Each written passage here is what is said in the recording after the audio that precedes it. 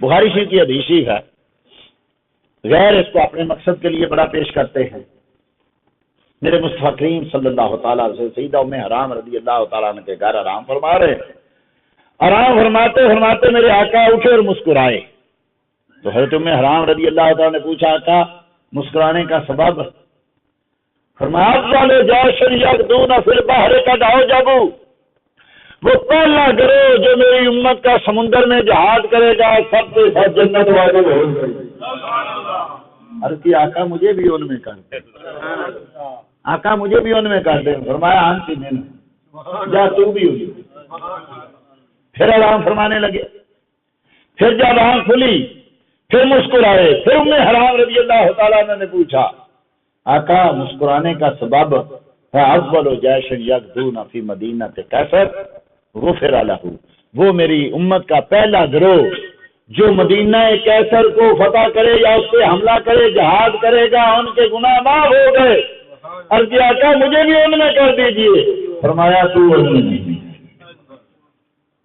اب جب سمندر میں جہاد ہو رہا تھا افریقہ میں تو حضرت ام حرام ان میں موجود تھی۔ جب سمندر سے باہر نکلے گھوڑے میں بیٹھی تو گھوڑا ڈر گیا، بھاگا، سیدہ ام حرام رضی اللہ تعالیٰ گری، وہی شہید ہوئی۔ جو بھی اس حدیث کو لکھتا ہے ہر سارے اس حدیث کی شرح میں لکھتا ہے کہ جیسے مصطفیٰ نے کہا ویسے ہی ہوا، اور آج بھی ان کی قبر وہاں موجود ہے، لوگ اس کی زیارت کرتے ہیں، اس کے سبب سے رب سے بارشیں کرتے ہیں۔ اب یہ حدیث تو واضح مصطفیٰ کریم کے علم غیب میں تھی، واضح علم غیب میں تھی، لیکن انہوں نے اس سے کیا نکالا کہ دیکھو نبی کریم صلی اللہ تعالیٰ علیہ وسلم نے ارشاد ہے جو مدینہ کیسر پہ حملہ کرے گا وہ جنتی ہوگا، یزید اس میں شامل تھا لہذا وہ جنتی۔ ارے ظالم تو علم غیب مانتا نہیں، یزید کو جنتی کیسے مان رہا؟ پہلے ماننا کہ مصطفیٰ کریم ایک ایک کو دیکھ رہے تھے، لیکن مصطفیٰ کریم نے اس کے لیے جنت کا لفظ نہیں بولا، غفر لہ، صرف یہ بولا اس کے گناہ معاف ہو گئے۔ اگر یزید شامل تھا تو پہلے گناہ معاف ہو گئے، یہ ساری خباثیں بعد کی ہیں۔ اس حدیث سے یہ ثابت نہیں ہوتا، جو ہوتا ہے وہ بیان کرو۔ ہوتا کیا ہے کہ اس حدیث سے ثابت ہوتا ہے مصطفیٰ کریم علم غیب جانتے ہیں، اور یہ بھی جانتے ہیں کون کہاں اور کیسے فوت ہوگا۔ ایک ایک کے بارے میں مصطفیٰ کریم صلی اللہ تعالی علیہ وسلم نے بتایا۔ اب یہ کہ ماں کے پیٹ میں کیا ہے، یہ آج تو اس مسئلے پہ خیر ڈسکس ہی نہیں ہونی چاہیے، لیکن کیا کریں، آج تو سائنسدان بتا رہے ہیں، ڈاکٹر بتا رہے ہیں، 2-4 مہینے کے بعد بتا رہے ہیں ماں کے پیٹ میں کیا، بتا رہے ہیں کہ نہیں بتا رہے، سب بتا رہے ہیں، لیکن اس پہ اعتراض نہیں ہے، اس پہ اعتراض نہیں ہے کہ ڈاکٹر بتا رہا ہے کہ ماں کے پیٹ میں بیٹی ہے یا بیٹا ہے، بچی ہے یا بچہ ہے۔ مصطفیٰ کریم پہ اعتراض ہے، تو نے سائنسدانوں کا کلمہ پڑھا ہے، ہم نے مصطفیٰ کریم کا کلمہ پڑھا۔ مصطفیٰ کریم کہتے نہیں جی یہ تو مشین سے ہے، مشین کو جاتا ہے، مشین بھی تو بندے کی بنائی ہوئی ہے نا، بندے کی بنائی بے جان چیز جانتی ہے کہ ماں کے پیٹ میں کیا ہے، مصطفیٰ نہیں جانتے۔ وہ حبیب پیارا تو عمر بھر کرے جود یوں ہی سر بسر، ارے تجھ کو کھائے تپے سکر تیرے دل میں کس سے بخار ہے۔ مصطفیٰ کریم کے علم پہ اعتراض ہے، کے علم پہ اعتراض نہیں ہے، لیکن مصطفیٰ کریم صلی اللہ تعالی علیہ وسلم کیا۔ پھر یہ بھی مسئلہ ہے کہ قرآن کریم میں کتنے واقعات ہیں کہ ماں کے پیٹ میں کیا، رب نے پہلے بتا دیا ہوا ہے۔ اب بتائیے کہ جب حضرت جبرائیل امین حضرت مریم کے پاس آئے، انی رسول ربک لہٰذا لاکے غلامن زکیہ، میں تیرے رب کا رسول ہوں، تجھے ستھرا بیٹا دینے آیا ہوں۔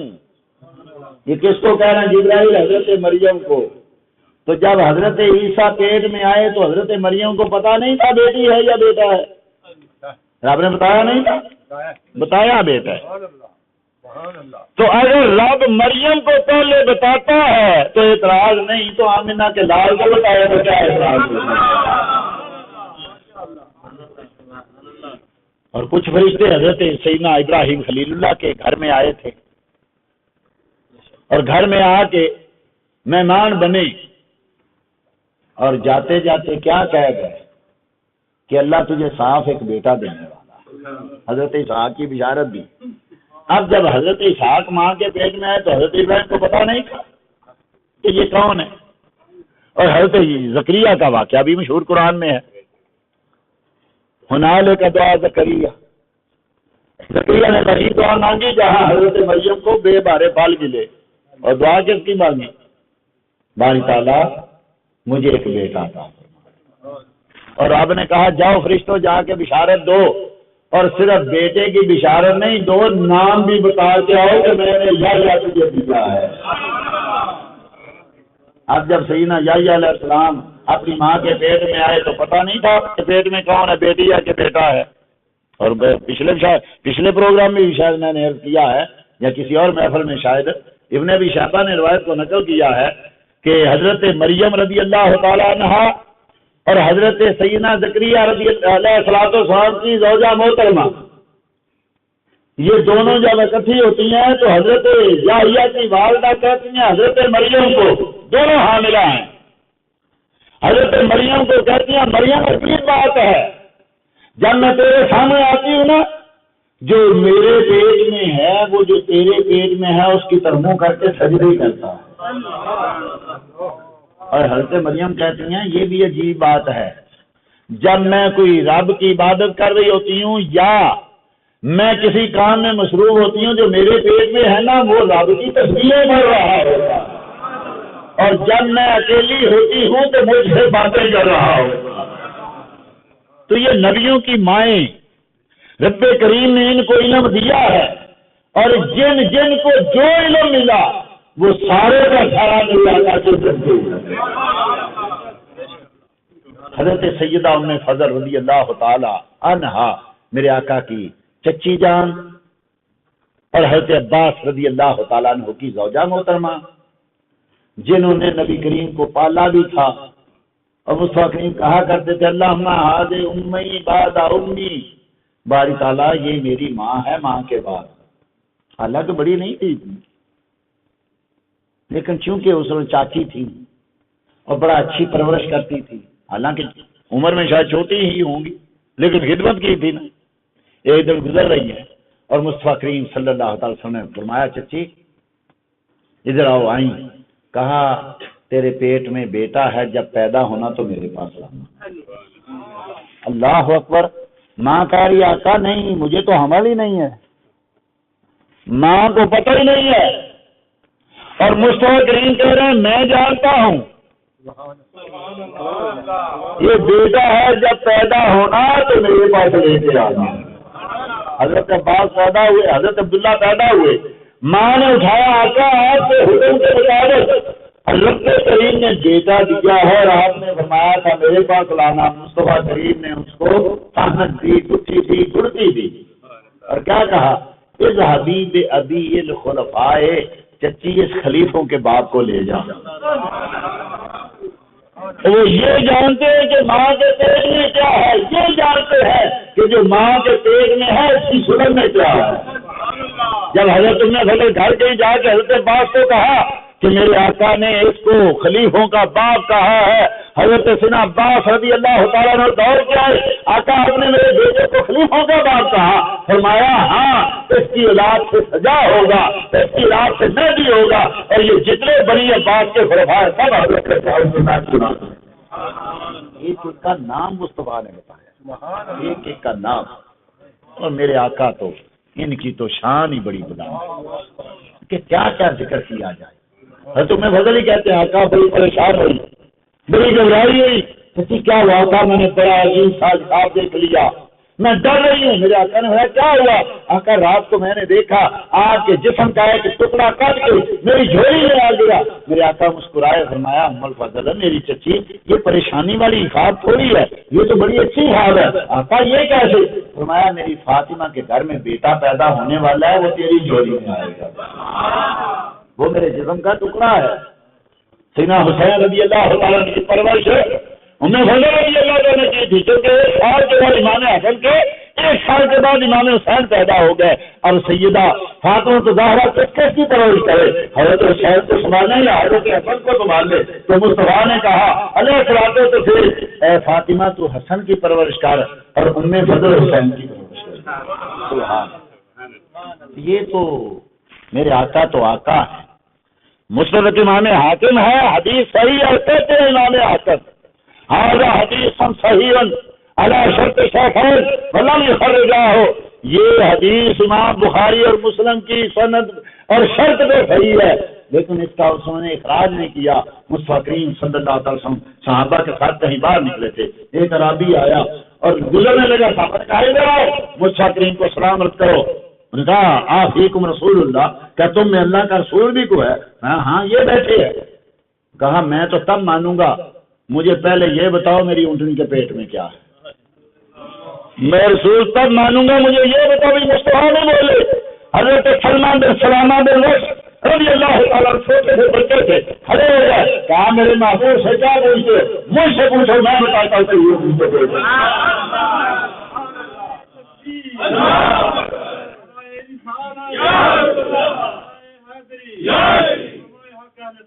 چھوٹا سا بچہ وہ کہہ رہے ارے میرے آقا سے کیا سوال کرتے ہو؟ مجھ سے پوچھو، تمہیں میں بتاتا ہوں تیری اونٹنی کے پیٹ میں کیا ہے. سلمہ بولے رضی اللہ تعالیٰ عنہ، سلمہ بن سلامہ بن وقت کہنے لگے ارے ظالم، تو نے ابھی اس اونٹنی سے چند دن پہلے بدفعلی کی. مسافر نے کہا سلمہ خاموش، ایسی باتیں نہیں کرتے. جب میرے آقا غلاموں کو منع کر رہے ہیں، میرے آقا نہ بولتے ایسا، وہ عیبوں پہ پردہ ڈالنے آئے ہیں، وہ عیب ظاہر کرنے نہیں آئے. اور آقا نہ بولتے تو قیامت تک لوگ مصطفیٰ کے علم پر اعتراض کرتے. اگر علم ہوتا تو نبی بولتے. مصطفیٰ کریم کے غلام نے اسی لیے بولتے بتا دیا، لوگ شرم کی بات ہے، آقا تو نہیں بولیں گے. آقا کے علم پر اعتراض نہ کرنا. میں تمہیں بتاتا ہوں، میں غلاموں کا غلام ہوں. جب میں جانتا ہوں پیٹ میں کیا ہے تو آقا کے لگتا کیا ہے. چاہے تو اشاروں سے اپنے کایا ہی پلٹ دے دنیا کی. یہ تو حال ہے خدمت گاروں کا، سردار کا. ارے جن کے غلاموں کا یہ حال ہے، وہ دیکھ رہے ہیں کہ ماں کے پیٹ میں کیا ہے، ان کے بڑوں کا کیا حال ہوگا، اور ان بڑوں کے آقا کا کیا حال ہوگا. صحابہ رضی اللہ تعالیٰ عنہ ساری چیزیں، اور مسلم کی روایت شاید میں نے پہلے بھی عرض کی ہے، حضرت سیدنا ابو طلحہ رضی اللہ تعالیٰ عنہ کا بیٹا بیمار تھا، آپ تشریف لے گئے کسی سفر میں. اللہ اکبر، کیا دور تھا، کیا عورتیں تھیں. آج عورتوں کو دیکھیے، خامند کی شکایتیں ختم ہی نہیں ہوتی. اور ام سلیم رضی اللہ تعالیٰ عنہ بیٹا بیمار ہے، حضرت ابو طلحہ رضی اللہ عنہ سفر پہ چلے گئے، مسلم شریف میں ہے. واپس آئے، جس رات واپس آئے اسی رات ان کے آنے سے تھوڑی دیر پہلے بیٹا فوت ہو گیا. کیسی عورت ہے، بیٹا فوت ہو جائے، ماں کی حالت اللہ اکبر. سوچنے لگی اتنے دنوں کے بعد، مہینوں کے بعد خامد آ رہا ہے، پتہ نہیں خبر کیسے کیسے گزرا ہوگا. آتے ہی میں اس کو بتا دوں بیٹا فوت ہو گیا ہے، میں خامد کو کیسے بتاؤں، میرا خامد پریشان ہو جائے گا. بیٹے کی میت پہ کپڑا ڈال دیا. ابو طلحہ رضی اللہ تعالیٰ نے آئے، رات کو آگے پوچھا بیٹے کی کیا حالت ہے؟ فرمایا ساری تکلیفیں ختم ہو گئیں، اب کوئی تکلیف نہیں ہے. آپ نے سوچا اس کا مطلب تندرست ہے، آرام کر رہا ہے، سو رہا ہے. اللہ اکبر. اس ماں نے، اس جس کا بیٹا فوت ہو گیا، اس نے ہار سنگھار کیا، خامد کے لیے تیاری کی. خامد نے رات گزاری، اور رات جب صبح ہوئی تو حضرت ام سلیم کہتے ہیں ابو طلحہ مجھے ایک مسئلہ تو بتاؤ، اگر تمہیں کوئی امانت دے اور چند دنوں مہینوں کے بعد وہ امانت مانگنے آئے تو تمہارا کیا خیال ہے؟ کہا اس کی امانت خوش دلی سے واپس کرنی چاہیے. کہا امانت واپس کرتے ہوئے تکلیف تو نہیں ہوتی؟ کہا نہیں ہونی چاہیے، خوش ہونا چاہیے کہ اس کی امانت واپس لوٹا رہا ہوں. رب کریم نے وہ جو ہمیں بیٹے کی صورت میں امانت دی تھی، وہ رب کریم آپ کو ہم سے دے دے. ابو طلحہ پریشان ہو گئے. ارے اللہ کی بندی تو نے کیا کیا؟ اسی پریشانی کی حالت میں دوڑے اور محبوب کریم کی بارگاہ میں گئے، ان کی آقا ایسے ایسے معاملہ ہو گیا، آقا رات کو بیٹا ہو گیا اور ام سلیم نے مجھے بتایا نہیں۔ میرے مصطفیٰ نے کہا ابو طلحہ تیری بیوی بڑی نیک ہے، جا آج کی رات میں اللہ تجھے برکت دے، تجھے اللہ بیٹا عطا فرما دے، اور پھر وہی بیٹا رب کریم نے عطا فرما دے۔ تو مصطفیٰ کریم صلی اللہ تعالی علیہ وسلم ماں کے پیٹوں میں کیا ہے، اور یہ دیکھیے صدیوں بعد حضرت امام مہدی آئیں گے نا، صدیوں بعد آئیں گے۔ کئی لوگ کہتے ہیں پیدا ہو چکے ہیں، وہ غاروں میں چھپے ہوئے ہیں، ہمارا عقیدہ ایسا نہیں، پیدا ہوں گے، اور میرے آقا نے فرمایا ان کے باپ کا نام عبداللہ ہوگا، ماں کا نام آمنہ ہوگا، اور وہ فاطمہ کی اولاد سے ہو۔